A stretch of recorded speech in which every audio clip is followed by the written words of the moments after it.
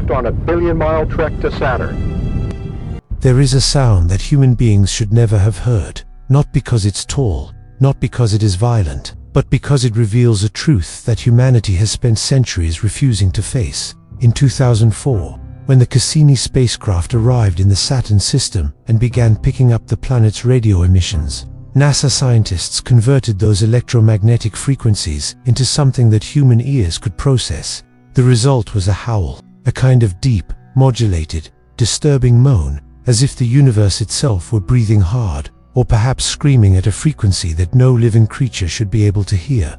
That was not a soundtrack, that was Saturn, and Saturn was screaming.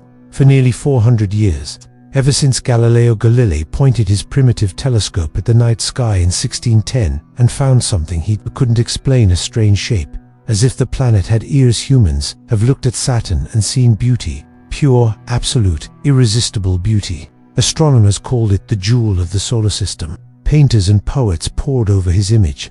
Children all over the world pointed to astronomy textbooks and said, with that kind of simple, genuine wonder that only childhood knows, "That one over there, that's my favorite planet, and why wouldn't it be?" Seen from afar, viewed in the safe and comfortable way that distance allows, Saturn is arguably the most magnificent object in the entire solar system. A golden giant, round and soft as a celestial pearl, surrounded by those rings that seem to float in space as if they had been sculpted by a divine hand. There is nothing on Earth that compares to the view of Saturn through a telescope, nor the sunset over the ocean, nor the dawn over the mountains, not even the Milky Way in the clearest and darkest sky on the planet. Saturn is proof that the cosmos is capable of creating beauty, but beauty, as every human being learns sooner or later, is the most perfect disguise there is, because underneath that golden and serene appearance, beneath those rings that look like jewels suspended in the vacuum of space, there is something completely different, something that scientific instruments have captured with cold and inexorable precision, a world of absurd violence, of impossible phenomena, of forces that defy intuition, and that would make any human being reconsider everything he believes he knows about what the universe is capable of doing. Saturn is not a jewel, Saturn is a trap, and it is the most beautiful trap that has ever existed. Thus they say, the giant that flattens itself to understand Saturn. One must first abandon all terrestrial references, forget what you know about planets, forget what you know about scales, about proportions, about what it means to be big, because Saturn operates in a dimension of size that the human mind was not designed to absorb instinctively. Saturn's equatorial diameter is approximately 120,500 kilometers. To put this in perspective, it would be possible to line up more than 9 Earth planets side by side along this diameter. Saturn's interior volume would be enough to hold approximately 763 Earths. If the solar system were a city and the Sun were the tallest building in the center, Saturn would be a 40-story skyscraper. And even so, Saturn is not the largest planet in the solar system. Jupiter is larger. What makes this even more disturbing is that Saturn, despite having a volume dwarfing anything on Earth, is the least dense planet in the entire solar system. Saturn's average density is only 687 kilograms per cubic meter. The water has a density of 1,000 kilograms per cubic meter. This means that if there were a large enough ocean, Saturn would float in it like a huge piece of cosmic cork, a planet the size of hundreds of Earths, and it would float on water. But what really baffles scientists, what reveals Saturn's truly wild nature, is what happens when you look closely at its shape. Saturn is not a sphere. It is true that, from a distance, it looks round, but when the data is analyzed accurately, Saturn's real shape is that of a flattened pumpkin, wider at the equator than it is high at the poles. The difference is not marginal. Saturn's equatorial diameter is nearly 10% larger than its polar diameter. In absolute numbers, we are talking about a difference of about 10,800 kilometers. By comparison, the entire diameter of the Earth is just over 12,700 kilometers. The flattening of Saturn is equivalent to almost an entire planet Earth, and this happens because of a single reason: rotational speed. Saturn rotates on its own axis absurdly quickly. A day on Saturn, the time it takes the planet to complete one rotation, lasts just 10 hours and 33 minutes. For a planet of its size, that's an impressive speed. At the equator, The upper layers of Saturn's atmosphere move at more than 35,000 kilometers per hour, simply as a function of planetary rotation. The centrifugal force generated by this rotation is so intense that it literally deforms the planet, pushing matter away from the axis of rotation and flattening the planet at the poles. Saturn is spinning so fast that it is destroying itself slowly, imperceptibly, but steadily by the force of its own motion. And if Saturn is disturbing in its size and shape, what lies within it is even more perplexing. Unlike Earth, which has a solid crust, a mantle, a core distinct, well-defined layers, Saturn has no surface. There is no place on Saturn where anyone could land. If a spacecraft were to attempt to descend toward the interior of the planet, it would encounter only a gradual and increasingly suffocating transition. First, layers of ammonia and ammonium hydrosulfide clouds, then an increasingly dense haze of hydrogen and helium. Then the pressure increases, and it keeps increasing, and it continues, until hydrogen stops behaving like a gas and starts behaving like a liquid. And then, at even more extreme pressures, it becomes something that doesn't exist in any natural condition on Earth. Liquid, metallic, hydrogen, a state of matter where electrons break free from atoms and flow freely, as in a metal, generating powerful magnetic fields. At the center of it all, surrounded by layers of almost unimaginable pressure, there is probably a rocky core of silicates and metals, about the size of 10 to 20 Earths. This nucleus has never been directly observed. It probably never will be. It exists only as an inference, a mathematical deduction drawn from the way Saturn behaves gravitationally. Saturn's heart is a mystery sealed inside a planet that has no surface. Now, the massacre that became art, how to explain, of the many disturbing secrets that Saturn holds. None captures the imagination as strongly as its rings. And to understand them, to really understand them, not just admire them from afar, you need to know the history of how they came to be. It's not a pretty story. Seen from Earth, Saturn's ring structure appears solid, continuous, almost ethereal in its perfection. It looks like something that could have been created intentionally an ornament. A halo so regular and symmetrical is its outline. The rings extend nearly 300,000 kilometers from the planet, meaning that if they were positioned between Earth and the Moon, they would reach more than 2/3 of the way to the Moon. But the appearance of solidity is an illusion. Saturn's rings are not solid. They are an archive of catastrophe. The ring system is made up of billions, perhaps trillions of individual fragments of ice and rock, ranging in size from grains smaller than a grain of sand to blocks larger than a house. Each of these fragments orbits Saturn independently, following the laws of gravitation with mathematical precision, constantly colliding with each other, fragmenting, reforming in an endless cycle of destruction and recreation. If one could fly through the rings, not over them, but through them, the experience would be that of being inside a storm of ice projectiles traveling at thousands of miles per hour. The larger fragments would crash into the ship with enough force to destroy it instantly. The smaller ones, invisible until the moment of impact, would pierce any armor like high-speed needles. The rings, seen up close, are not jewelry. They are a shredder. And the detail that disturbs the most is not what the rings are. That's what the rings were. The currently dominant scientific theory about the origin of Saturn's rings is what astronomers call, with a scientific sobriety that cannot completely disguise the implicit horror, tidal disruption. The most accepted hypothesis is that at some point in the solar system's geological past, possibly only a few 100 million years ago, which in cosmic terms is relatively recent, there was a moon orbiting Saturn. A big moon, possibly the size of Titan, Saturn's largest moon in existence today, at more than 5,000 kilometers across. This moon, for reasons that computer models suggest, involve gravitational perturbations from other bodies in the solar system, has moved too close to Saturn. It crossed what astronomers call the Roche limit, the minimum distance within which the tidal forces generated by the gravity of a larger planet overcome the gravitational forces that hold a smaller body together. Within the Roche limit, a body cannot exist as a cohesive object. The planet's gravity does not act equally on all parts of the smaller body. It pulls on the closer side more tightly than it pulls on the far side. This difference in forces, called the tidal force, literally stretches and then breaks through the smaller body. What happened to that hypothetical moon was exactly that. Saturn drew her within the Roche limit, and then he dismantled it. Saturn's gravity stripped the moon's crust, then fragmented the mantle, then dispersed it to the core debris. In an event that probably took only a few hours in eternity in human terms, a blink of an eye in cosmic terms, an entire world was reduced to dust. Billions of ice and rock fragments, the remnants of a moon that had survived for billions of years, spread out along Saturn's orbit and were gradually flattened by gravity and mutual collisions into a thin, dazzling disk. Saturn's rings are a planetary graveyard.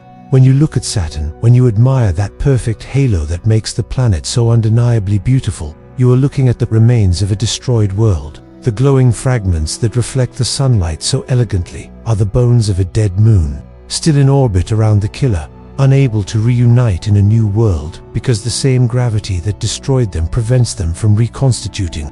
It is the most beautiful crime scene in the history of the solar system. And there's more. The rings are not a uniform structure. There are numerous divisions, gaps, and regions of different density, created by gravitational resonances with Saturn's moons. The most famous is Cassini's division, a roughly 4,800 kilometer wide gap between the A and B rings, held empty by the gravitational influence of Mimas, one of Saturn's moons. Mimas is in a 2-to-1 resonance ratio with the particles that would be in that region. For every orbit that a particle would complete there, Mimas would complete too.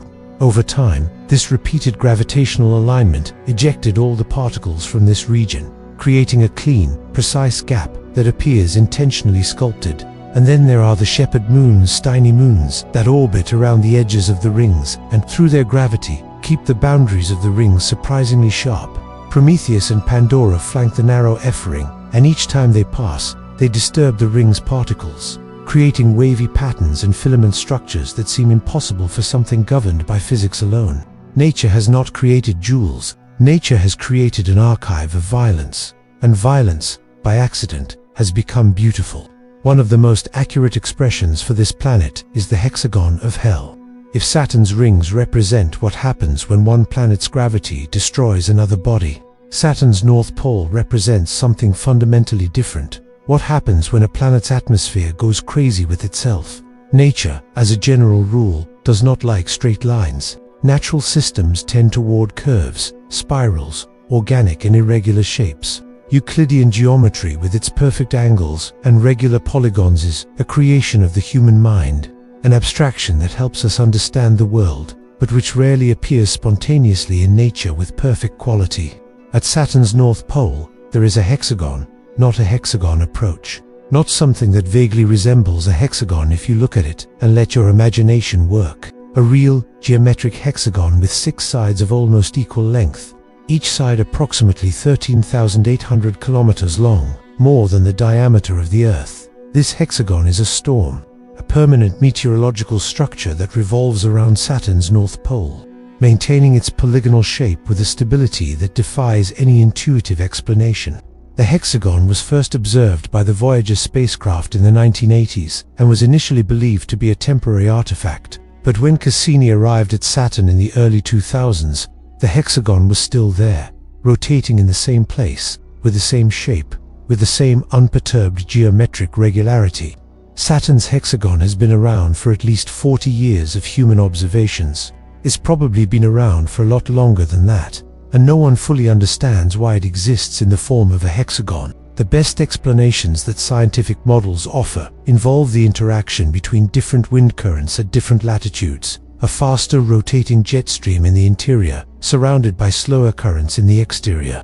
Under certain conditions, which laboratory experiments with rotating fluid tanks have been able to reproduce, this interaction creates instabilities that, instead of manifesting as a spiral or a circular wave, manifest as a polygonal wave. The number of sides of the polygon depends on the relative velocity of the currents, but knowing how the hexagon can form is not the same as understanding why it is so stable, why it persists for decades, why the winds inside it can change color and speed without destroying the fundamental structure. There's something at Saturn's North Pole that scientific models haven't yet fully captured. And inside the hexagon, right in the center, there is something even more disturbing.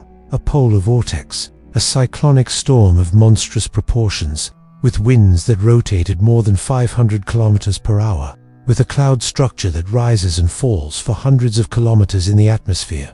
When Cassini's high-resolution images revealed this vortex in detail, The description NASA scientists themselves used was that it looked like a rose made of hurricanes. A hurricane rose, inside a hexagon larger than Earth, inside a planet screaming on the radio. Saturn is not a place of peace. Saturn is a place where physics has gone wrong in ways we don't yet know how to fully name. And when Saturn decides to show how much energy it actually contains, things get even worse. What would be, in the language of scientists, the Great White Spot and periodic fury? There are storms on Earth, hurricanes that destroy cities, tornadoes that rewrite landscapes, low-pressure systems that cover entire continents with rainy days and lightning. Humans have a long and painful relationship with extreme weather, and they have learned to respect it. But what Earth calls a storm, Saturn calls a calm. Every approximately 30 Earth years, the equivalent of a Saturnian year, the time it takes Saturn to complete one orbit around the Sun, something wakes up deep in Saturn's atmosphere. Astronomers call this phenomenon the Great White Spot, or sometimes the Great White Eruption. The name captures absolutely nothing of what is really going on. What's happening is this: a region of deep convective instability, accumulated over decades in the hottest and densest layers of Saturn's atmosphere, eventually reaches a tipping point. The hot gas, laden with ammonia crystals, begins to rise, and it keeps rising, and it doesn't stop. The convective bubble expands as it rises, pushing sideways, dragging more matter upwards, creating a column of convection that pierces Saturn's entire troposphere. As it rises and expands, the material spreads laterally, and then high-altitude winds, those equatorial winds that blow at more than 1,700 kilometers per hour, pick up that material and carry it eastward, spreading it out over the latitude. The result is a disturbance that literally engulfs the entire planet. The Great White Spot of 2010, the most recently observed and the most studied in detail, began as a bright spot about 3,000 kilometers in diameter in late 2010. In a matter of weeks, it had grown into a system that covered tens of thousands of kilometers. In a matter of months, the disturbance had spread across a band that encompassed Saturn's entire northern hemisphere, transforming the planet's usual appearance, those bands of gold and yellowish hues, into something that resembled chalk scratch on a cosmic blackboard. And the lightning, the rays generated within a great white spot, are something that human words have a hard time describing accurately. During the 2010 eruption, Cassini's instruments detected electrical discharges occurring at a rate of tens per second, each discharge releasing energy equivalent to about 10,000 times the energy of a typical lightning strike on Earth. Hundreds of discharges per second, each with 10,000 times the intensity of Earth's lightning. This is not a storm. That's a planet having an electrical breakdown. And then, after months of rage, the disturbance begins to dissipate. The white clouds disperse, mixed by the high-altitude winds, until they become invisible. The atmosphere returns to its usual appearance, and Saturn returns to its pose of golden tranquility, as if nothing had happened. But something happened, and it will happen again. 30 years from now, when no one who is now under 70 years of age is sure he is alive to see, Saturn will wake up again, and the fury will start again. The planet has an agenda, and he doesn't consult anyone about it. Why this name was given to Titan. The crooked mirror Saturn has more than 140 confirmed moons, the most of any planet in the solar system. Most of them are small, irregular bodies, captured by the planet's gravitational field over billions of years, with no atmosphere, no active geology, and nothing to distinguish them from asteroids orbiting on slightly better organized trajectories. But one of them is completely different from anything that exists anywhere else in the solar system: Titan. Titan is 5,150 kilometers in diameter, larger than the planet Mercury. But what makes it truly unique is not its size, it is what exists around it. Titan is the only moon in the entire solar system with an atmosphere dense enough to be considered substantial. And dense is a word that, in this case, needs to be understood in its most literal terms. The atmospheric pressure on Titan's surface is approximately 1.5 times greater than the atmospheric pressure at sea level on Earth. You would feel more pressured standing on Titan's surface than standing here on our planet. Titan's atmosphere is composed mostly of nitrogen, like our own. It contains traces of methane, which is found on Earth as biogas, produced by living organisms. It has photochemical haze in the upper layers. There are clouds. There is rain. If one took a photograph of Titan, not of its surface, but from above, looking down, and did not know where it was. One could easily mistake it for an image of some region of the early Earth, before complex life arose, but after the atmosphere formed. It's precisely this similarity that makes Titan so disturbing, because Titan is not a reflection of the Earth. Titan is a parody of Earth, a deformed mirror where all the familiar elements are present, but all of them have been replaced by versions that turn the familiar into an alien. Rain on Titan is not water. It's liquid methane, natural gas, the same compound that's burned to heat homes on Earth. Here, falling from the sky in droplets that move in slow motion due to the moon's low gravity. This liquid methane flows across Titan's surface in rivers that carve valleys and deltas. It accumulates in lakes and seas that Cassini has photographed in astonishing detail, the largest of which, the Kraken Sea, is more than 400,000 square kilometers in area, but they are seas of natural gas, liquid, cold at approximately -179 degrees Celsius. If someone fell into this sea, they would not drown in the conventional sense. It would freeze to death, but not like water freezes slowly and progressively. Titan's temperature is so lower than the temperature of the human body that contact with any surface or fluid in that environment would cause catastrophic tissue damage in fractions of a second. Cellular tissues simply stop working. The molecules that sustain life become too rigid to perform the necessary chemical reactions. You wouldn't die. You would cease to exist, very quickly and very definitively. And the soil of Titan, it is not sand in the sense we know it. The dunes that cover large expanses of Titan, some hundreds of meters high, as large as the largest dunes in the Sahara, are composed of hydrocarbon grains, essentially electrostatically charged organic plastic, which has accumulated over billions of years of photochemical fallout from the atmosphere. Titan's surface is covered in electrically charged plastic. There is no environment on Earth that is even remotely analogous to this. Titan is a different planet, with different chemistry, with a different fluid cycle, with a different geology, but one that, seen from afar, looks strangely familiar. It's like looking at the reflection of something known in a mirror that distorts everything, and realizing that the reflection has eyes of its own. Scientists who study Titan often find themselves in an uncomfortable philosophical position. The moon is similar enough to be fascinating, but different enough to be completely unhospitable. And somewhere in this combination familiar enough to attract, different enough to kill is the true character of Saturn as a system. Scientists and astronomers say, Enceladus and the ocean that may contain life. If Titan is the crooked mirror, familiar but deadly, Enceladus is something else entirely. Enceladus is hope, but it is a terrifying hope.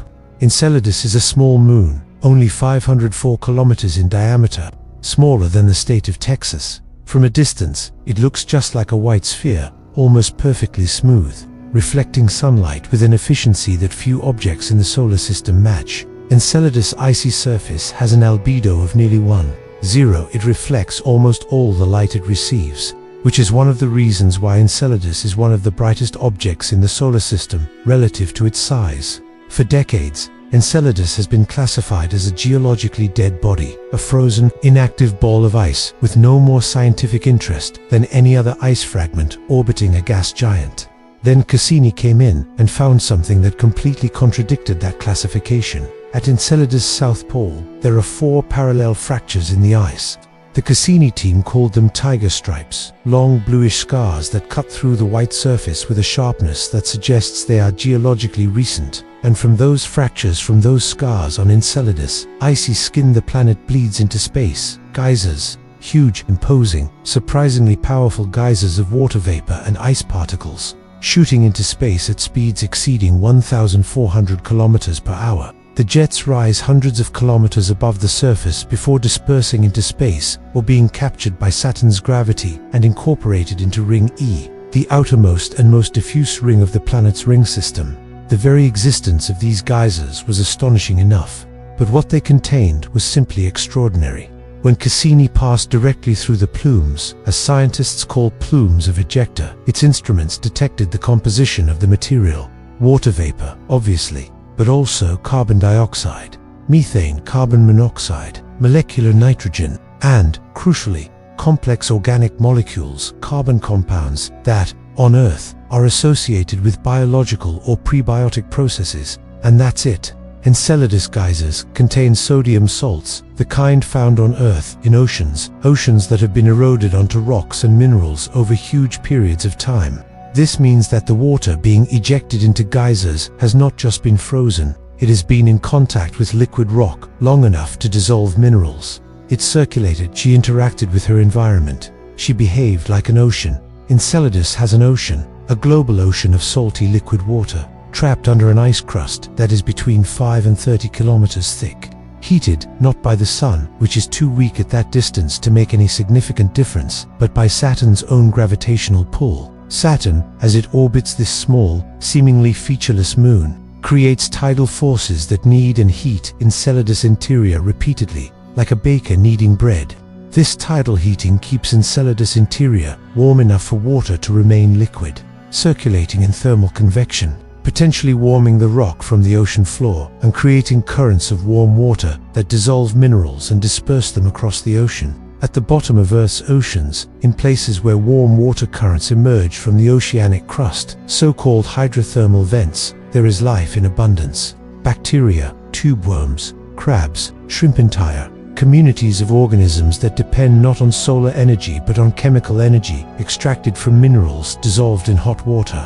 These environments are currently considered to be the most likely analogues of the places where life arose on Earth. Enceladus has the ingredients: liquid water, heat, minerals, organic compounds, salts, all ingredients that scientists identify as possibly necessary for the origin of life. Somewhere in the dark bottom of Enceladus Ocean, shielded from the vacuum of space by 30 kilometers of ice, heated by the same gravitational force that destroyed a moon and created the most beautiful rings in the solar system, something may be alive, not a civilization, not something you think or build or create. Probably if there exists something very simple, microbes, single-celled organisms, the kind of life that on Earth spent the first 3 billion years completely dominating the biosphere before eventually diversifying into something more complex. But life in another world. We went to Saturn in search of gas and rock, and maybe we found neighbors. Cassini, the sacrifice and the last dive in order for all these secrets to be revealed, the geysers of Enceladus, the methane lakes of Titan, the polar hexagon, the structure of the ring Zit, was necessary to send a messenger, a human emitter, to the planet that screams.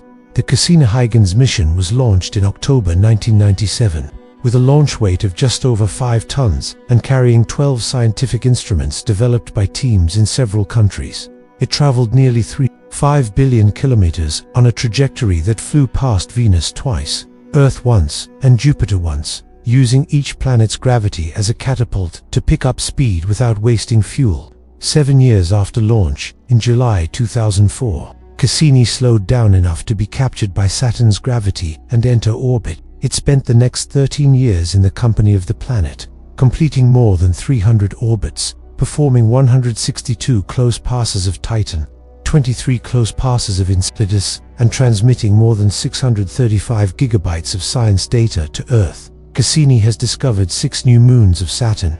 He discovered the plumes of Enceladus, scanned Titan's surface through the haze with radar. He photographed the rings with sufficient resolution to reveal wave structures and filaments that no one had predicted. It observed the Great White Spot of 2010 at unprecedented resolution. It crossed the space between the rings and the planet in a region that no one knew was safe. In 13 years of operation, Cassini has transformed Saturn from a beautiful distant object into a complex, surprising and in some ways terrifying system.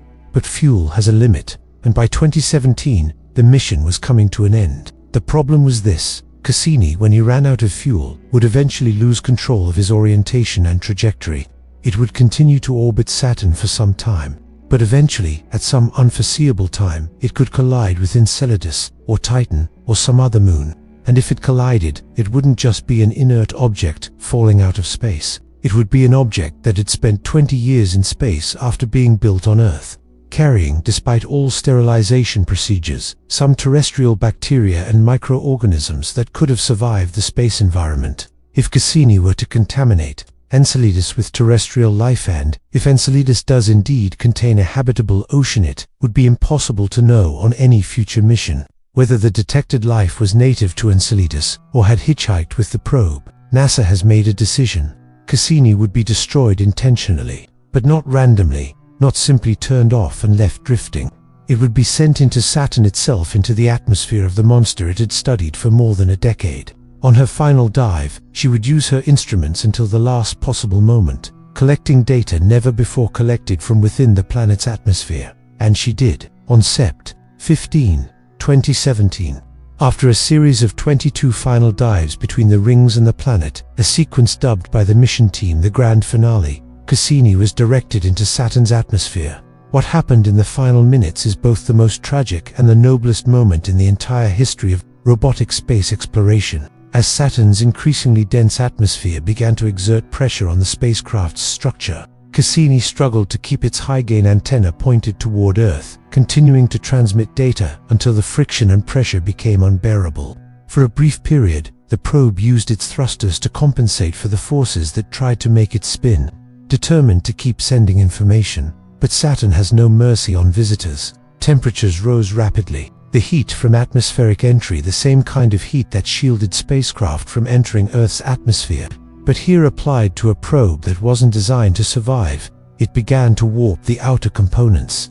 The pressure has increased beyond design limits. Systems began to fail in a cascade. At some point during this process, Cassini ceased to be a spacecraft and became a meteor, a glowing ball of metal and electronics. Consumed by the atmosphere of a planet it had studied for its entire operational existence.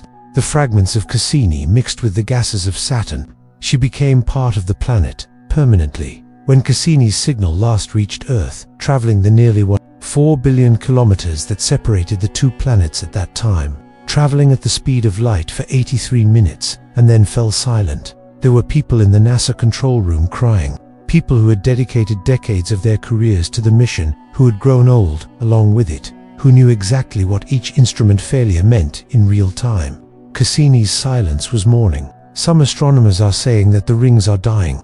There is one last disturbing secret about Saturn, perhaps the most disturbing of all, not because it is violent or terrifying in the immediate sense, but because it reveals something about the nature of time and impermanence that puts everything else into perspective. Saturn's rings are disappearing, not dramatically, not as a result of some impending catastrophe, but steadily, measurably, inexorably. The rings are being consumed by the very planet that created them. The process is called rain of rings. Saturn's sunlight and magnetic field electrically charge some of the particles in the rings. Once charged, these particles are affected by Saturn's magnetic field and can be pulled out of their orbits, following magnetic field lines until they fall into the planet's atmosphere as a shower of ice and dust material. The rate at which this material is being lost, calculated from direct Cassini measurements, is astonishing.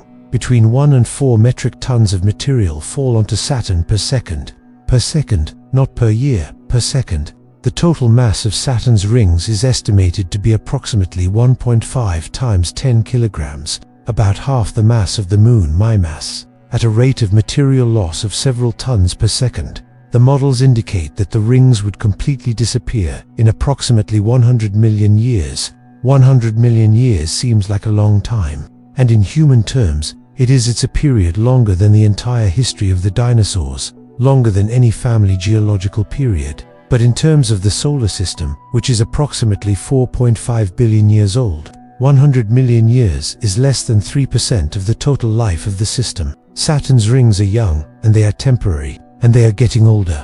But there's something even more disturbing: the question of when the rings formed. For a long time, the conventional wisdom was that Saturn's rings were ancient, that they had formed along with the planet 4.5 billion years ago. This made intuitive sense. The rings seemed to be a permanent and fundamental feature of Saturn. But Cassini's measurements of how the gravity of the rings affects the spacecraft's trajectory, allowing it to calculate the total mass of the rings with high precision, showed that the rings are much less massive than one would expect if they were old. Over the course of 4.5 billion years, the rings should have accumulated much more material from comet and asteroid impacts, and they should have been more contaminated with dark organic matter than they are. The disturbing conclusion: Saturn's rings are probably only between 100 and 200 million years old. This means that when dinosaurs dominated the Earth, Saturn had no rings, or it had much smaller rings, very different from those that exist today.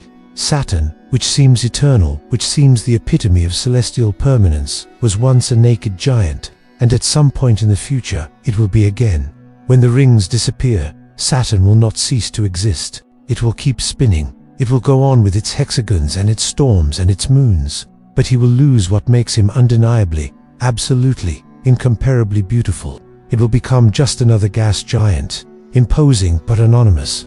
We are living in a cosmically special time, the moment when Saturn has rings. Enjoy it while you can. What Saturn tells us about ourselves. There is a temptation, when you learn all this about Saturn, to feel something that we might call existential vertigo. The feeling that humanity, with its projects and its conflicts and its stories, is vanishingly small in relation to what exists outside. That everything we build and dream and suffer happens in a speck of dust orbiting an ordinary star, in a forgotten corner of a galaxy among hundreds of billions of galaxies. This vertigo is understandable, but she misses something important. Because what Saturn tells us about ourselves is not that we are insignificant. What Saturn tells us is that we are extraordinarily curious.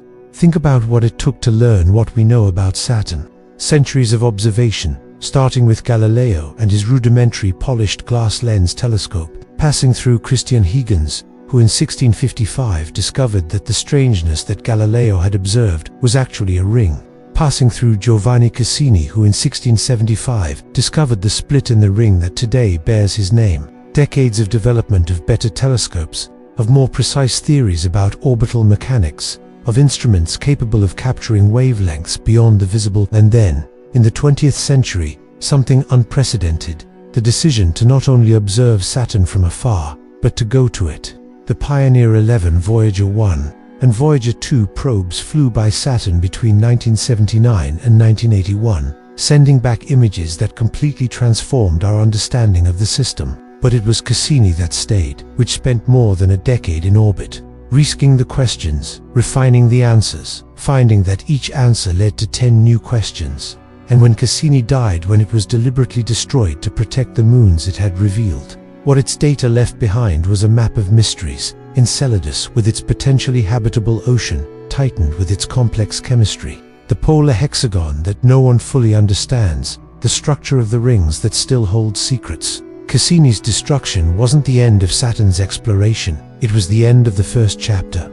Future missions, and they will come, will have more precise questions to ask because Cassini formulated them. A probe to Titan, currently in the planning stages, will use a 4-rotor drone to fly through the moon's atmosphere. A mission to Enceladus could dive directly into the geysers and capture samples of the plumes for analysis. Perhaps, at some point that even the current generation of scientists won't see completed, it will be possible to send a probe that drills into Enceladus ice and plunges into the ocean below. And in that ocean, at some point that is far beyond the horizon but not impossible to imagine, perhaps the answer to the biggest question humanity has ever asked will be found. Are we alone? Saturn may have the answer. Saturn, the planet that screams on the radio, that wears dead moons as adornments, that maintains hexagonal hurricanes for decades, that is slowly devouring its own rings. Saturn may be the neighbor that unknowingly creates the conditions for other neighbors to exist. The universe, we discovered, is a place far stranger and much more full of possibilities than any previous generation imagined. And Saturn, that golden jewel that humans have admired for centuries, not knowing what they were really looking at, is one of the best proofs of this beauty is deception. So the next time you look at an image of Saturn in a book, on a screen, through a telescope, take a moment to remember what you're actually seeing. You are seeing the remains of a destroyed moon, arranged in disks of impossible beauty by the same gravity that created them. You're seeing a planet that rotates so fast that it has flattened itself into a shape that isn't found in any perfect sphere model. You're seeing hexagonal storms that defy intuition about what physics should allow, at the center of hurricanes of continental proportions that sustain themselves for decades. You're seeing a system where a tiny moon bleeds oceans into space, and where that ocean may contain the first life forms humanity will encounter beyond Earth. You are looking at a temporary work of art, something that has existed for only a fraction of the solar system's lifetime and that, within another equally short period, will disappear. The rings will disappear. Enceladus geysers will eventually cool down. Titan will. Billions of years in the future, when the sun expands into its red giant phase, experience something close to habitable conditions before it is consumed. Saturn is temporary. Everything is temporary. But now, at this cosmically specific and statistically improbable moment, Saturn exists. Rings exist. Enceladus bleeds into space, and there's a species of bipedal primate on a small, wet planet more than 1 billion miles away that has learned to build machines, send them between the stars, well, between the planets, and ask the right questions about what they find there. This, perhaps, is the most disturbing thing of all. Not that Saturn is too big to comprehend, or too violent to be at peace, or too beautiful to be honest about its nature, but that we, small, fragile, ephemeral, went there anyway, and we are learning. Saturn is the most beautiful object that exists in the solar system, and now you know, the most absolute beauty can hide the most absolute secrets. It can hide violence, it can hide death, it can hide the possibility of life. Saturn is not a place to visit. Saturn is a place to fear, to admire, and, above all, to understand, because in understanding Saturn, we understand a little more about the kind of universe in which we exist. And this universe, we discover, is infinitely stranger and grander than any of the fantasies we have invented to explain it deserved. Saturn looks back at us, with its hexagonal pole, with its ice geysers, with the radio screams that cross the empty space and reach the receivers that we built specifically to hear them. Saturn is speaking. The question is whether we are really listening to what he is saying. And the video can end here, with data, with facts, with the elegant coldness of science that explains, catalogs, names, things, and moves on. But it won't end like this, because there's something that the data can't fully capture. Something that happens in the space between what we know and what we feel when we look up on a clear night and find Saturn hanging there motionless, golden, silent, knowing nothing of everything we've just told you. Saturn doesn't know we're here. This thought, for some reason, is the most disturbing of all. That planet, the one that carries hidden oceans, hexagonal storms, dead moon bones, and geysers that spread across the vacuum, and maybe, just maybe, the first form of life that humanity will encounter beyond itself. That planet completes its orbit around the sun, with the same absolute indifference as ever. Don't you know that a tiny bipedal primate on a tiny planet built metal machines, launched them into space, made them travel for 7 years for more than 2 billion miles, and stayed awake for decades in rooms full of monitors and equations, trying to understand it? Saturn doesn't know. Saturn doesn't care. And yet, here we are, looking at him. There is something profoundly human about this gesture, this irresistible compulsion to face what we can't fully understand and decide, anyway, to keep looking, to build larger telescopes, to calculate more accurate trajectories, sending ever more sophisticated machines farther and farther away, because there's a guarantee that we'll find anything. But because the alternative, standing still, looking down, stopping questions, is something that the human species, in its entire history, has never really been able to do. We are creatures of unanswered questions. And Saturn is, perhaps, the most beautiful question the cosmos has ever asked us. Think about it. At some point now, as you watch this video, as you exist, as you breathe, Saturn is spinning. The hexagon rotates at the North Pole with its impossible precision, as if the universe were drawing a geometric figure just to see if anyone would notice. The ring particles collide, shatter, and reform billions of fragments of a moon that died 200 million years ago, still orbiting its killer, still shining, still insisting on being beautiful despite all that they are. On Enceladus, geysers shoot into space carrying salty water and organic compounds, and perhaps in that dark, hot, pressurized ocean under 30 miles of ice, something tiny, unicellular, and completely unrelated to it all, splits in two, just as the first life on Earth did, billions of years ago, unaware that it was starting something. And the rings keep dying, keep falling. They continued to dissolve, ton by ton, second by second, towards the planet that created them when it destroyed the world from which they came. All of this is happening now, less than 1 billion miles from here. As long as you exist, when people look at Saturn, when they really look, with full awareness of all that it contains and all that it hides, many describe a feeling that does not have a perfect English name, a kind of cosmic longing, the sense that this far-flung and impossible place is part of something bigger than ourselves, and that our inability to go there, to dive through the rings, to fly over the hexagon, to descend into the ocean of Enceladus, a loss we don't quite know how to name.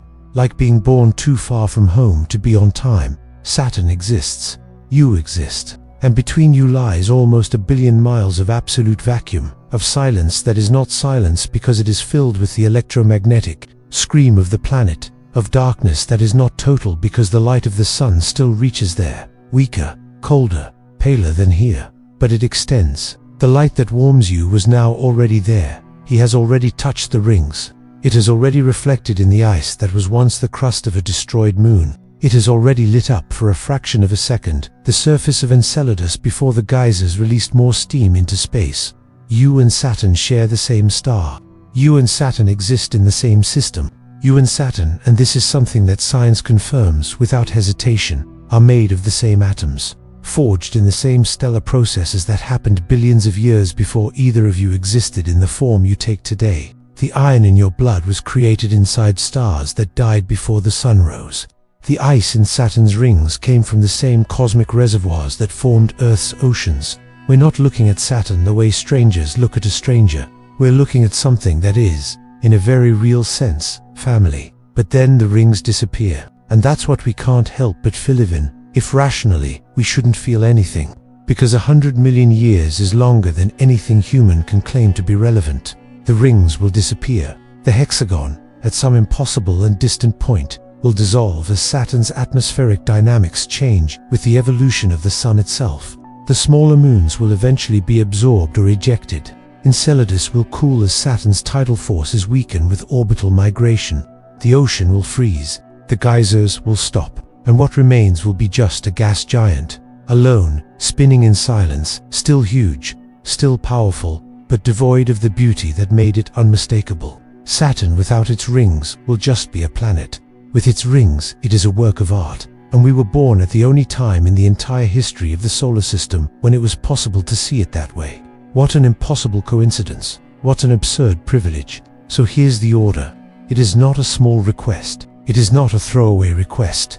A request born from the same impulse that made Galileo point that rudimentary telescope to the sky and change everything that humanity believed about the place it occupies in the cosmos. If you've made it this far, if you've traveled through the rings, the hexagon, the geysers, Cassini's sacrifice, and the dying rings, then you're already a part of it. You are already part of the long chain of human beings who have looked up and refused indifference, who decided that the universe deserved attention. That has felt somewhere in your chest, that nameless thing that you feel when the vastness of the cosmos enters through the eye and goes deeper than any image could reach and touches something that is not exactly fear and not exactly wonder, but is both at the same time, mixed with something that can only be described as wonder, admiration for a universe that has not asked to be witnessed, that does not know that it is being witnessed, and that continues to exist with the same imperturbable grandeur as always. Leave a comment below telling us what you felt. It's not what you've learned, what you felt. Because knowledge about Saturn lives in textbooks, NASA databases, and scientific articles that anyone can find with a search. But what you felt now, after all this, that exists only within you, and that conversation, that specific conversation that we've been having on a screen and in 1 billion miles of empty space, deserves to be known. And if this video did what it came to do, if it passed through the screen and became something bigger than images, narration and soundtrack, then consider subscribing to this channel. Not because numbers matter, but because every signature is a vote that says, I want to keep looking up. I want to keep asking questions that don't have easy answers. I want to continue existing in a universe that scares me, fascinates me, makes me feel small and, precisely for this reason, makes me feel part of something infinitely bigger than myself. Saturn is out there now, spinning, screaming on the radio, guarding its secrets with the sovereign indifference of the giants. And we, small, temporary, curious, far beyond what any survival instinct would justify, keep looking, keep asking, keep popping up. Welcome to this universe. It's stranger than any of us expected, and there is no better place to exist. See you next time. Let it be about something equally impossible.